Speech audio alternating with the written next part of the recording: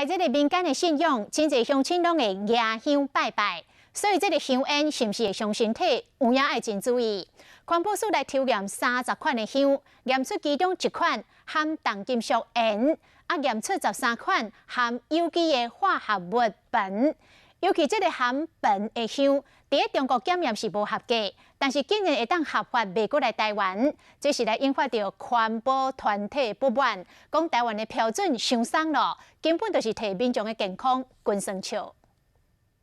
民众点香拜拜近距离，真有可能直接摄入人体，尤其是香点倒了后，摄取有毒的重金属，或者是有机化合物，会危害健康。环保署委外抽验30种的香，台湾10种，中国14种，其中中国的香有1种验出盐，13种验出苯。若是以中国标准检视，含苯的13种无合规定，伫台湾竟然会当合法销售。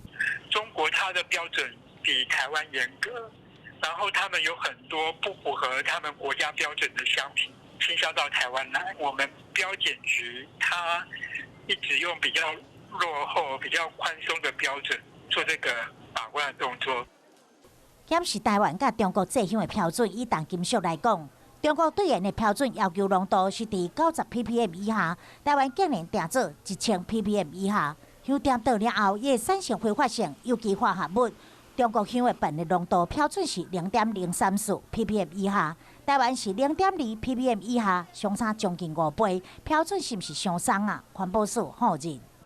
不是我们比较宽松啊，就是我们标准定的比较早哈，在2004年，如果我没记错，2004年我们就定这样的标准。环保署强调，搁再甲经济部漂检局讨论后续修法。不过，动物科医师严仲海讲，敢若是这烟超标的香，长期数咧有这神经毒性，引发心血管疾病以外，甚至会影响邮寄功能，使孩囡仔智力发展。看来政府爱加快动作，捍卫个人的健康。